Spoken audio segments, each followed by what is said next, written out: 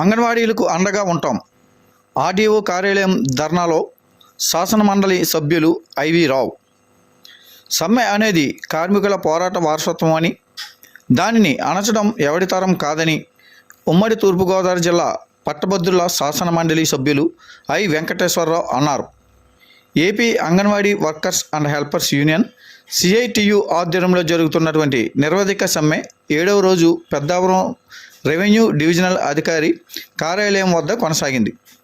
Division పరిధిలో ఉన్న అంగన్వాడీలు ధర్నాలో పాల్గొన్నారు. సమ్మెకు మద్దతు తెలుపుతూ ఐ వెంకటేశ్వరరావు ప్రసంగించారు. జగన్మోహన్ రెడ్డి ఎన్నికల ముందు ఇచ్చిన హామీలు తొంగలో తొక్కారన్నారు. చెప్పాడంటే చేస్తాడంటే, మాట తప్పడు మడం తెప్పడు నినాదాలకే పరిమితమయ్యాయని ఆయన అన్నారు. ఈ యొక్క కార్యక్రమంలో పెద్ద సంఖ్యలో అంగన్వాడీ వర్కర్స్ మరియు సిపిఎం, సిపిఐ మరియు ప్రజా సంఘం నాయకులు పాల్గొన్నారు.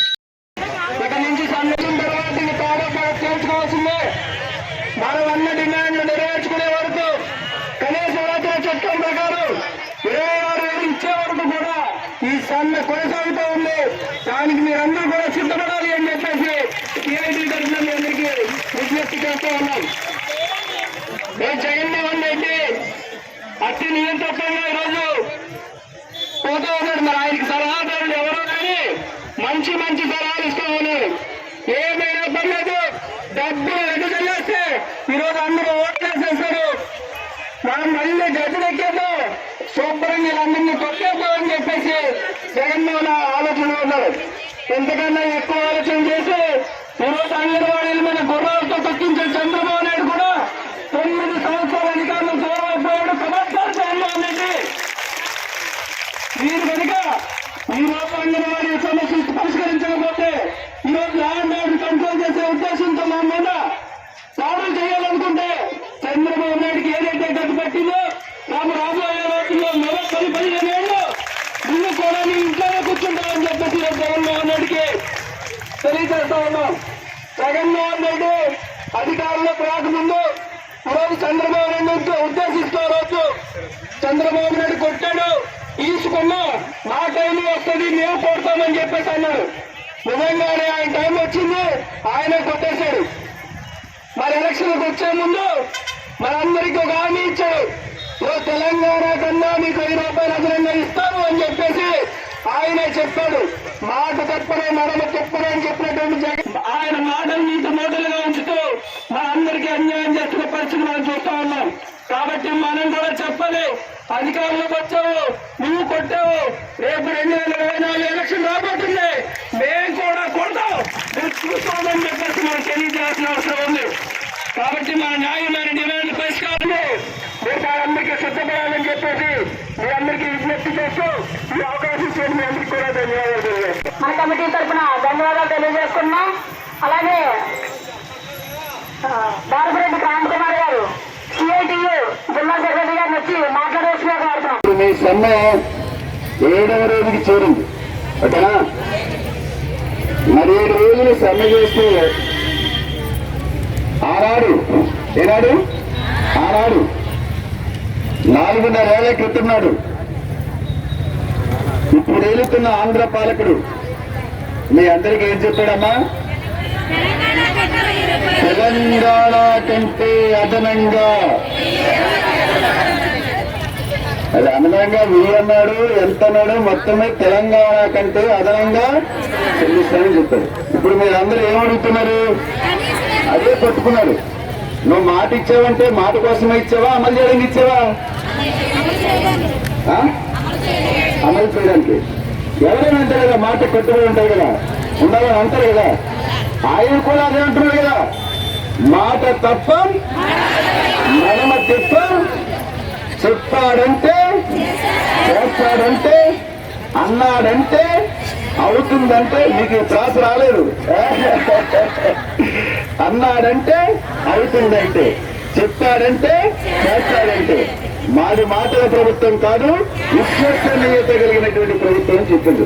ఇప్పుడు మీరు అందరూ అడుగుతున్నారు, మరి ఏ మాట చెప్పిండు, ఏమేమి చేసిండని చెప్పి అడుగుతున్నారు అందరూ కూడా. Okay, right. ఓకే, మీరు ఈ 4.5 ఏళ్ల కాలంలో చాలా పోరాటాలు చేశారు. మీ యొక్క అధికారులు కానీ, మంత్రి కానీ, సీఎం కానీ మీతో ఎక్కడైనా మాట్లాడా? మాటిచ్చిన ఆయనేమో మూగబోయిండు, మౌనం పాటిస్తుండు. మంత్రులు, అధికారులు లీకేజీలు ఇస్తున్నారు, అంతే కదా? అది పరిస్థితి. ఇక మీరు ఇంకా ఏమీ చేయలేక అనివార్యమైన పరిస్థితిలో మీ నాయకత్వం సమ్మెకి పిలిపించింది. ఓకే, సమ్మెకి పిలిపించిన తర్వాత ప్రభుత్వంలో కాస్త స్పందన వచ్చింది. ఆ స్పందన ఏంటంటే అందరి కోసం ఒక్కరి కోసం అందరు, అందరితో సమస్యల పరిష్కారమైనా మీరందరూ అందరిలో ఉండాలి. మీ ఒక్కరి సమస్య పరిష్కారం కావాలన్నా అందరిలో ఉండాలి. ఇది మన ఐక్యత, ఇది మన స్లోగన్. అంటే లాభమైన, నష్టమైన, కష్టమైన, సుఖమైన అందరం కలిసి అనుభవిస్తాం, అందరం కలిసి పంచుకుంటాం. ఇది మన సమ్మెలో ఉండాల్సినటువంటి చైతన్యం.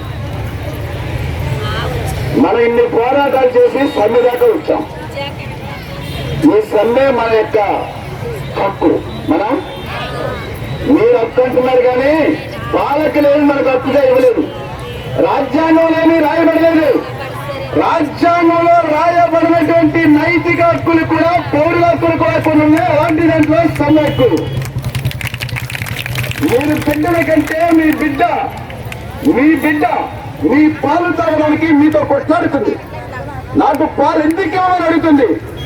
నువ్వు ఎన్ని పనులకున్నా, నువ్వెన్ని పనులు సరే నాకు పాలించి తీరాల్సిందని చెప్పి అడుగుతుంది. నీ పాలు తాగడం నా జన్మ అక్కని చెప్పి బిడ్డ కొట్లాడుతుంది. ప్రజల సమస్యలు పరిష్కరించినప్పుడు సమ్మె నా హక్కని చెప్పి కూడా కార్మికులు పోరాడుతుంటారు.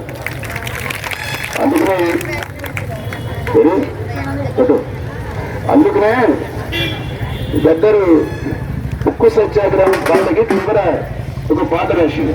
అందులో ఉన్నాడు కూడా. అదేంటంటే ఇంకా దొరుకుతుంది.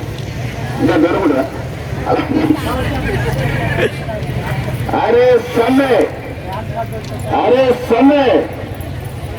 సమ్మె నీ జన్మ కూరన్నో కానీ ఆపే మనగాడు వాడన్నా. అరే సమ్మె నీ జన్మ కూరన్నో కానీ ఆపే మనగాడు వాడన్నా. అరే సమ్మె నీ జన్మ కూరన్నో కానీ ఆపే మనగాడు వాడన్నా. అన్నమ్మా ఎన్న కంపెనీ కూలన్నా, అన్నమ్మా ఎన్న కంపెనీ కూలన్నా, అన్నమ్మా ఎన్న కంపెనీ కూలన్నా. ఎన్నాళ్ళు ఈ బ్రతుకు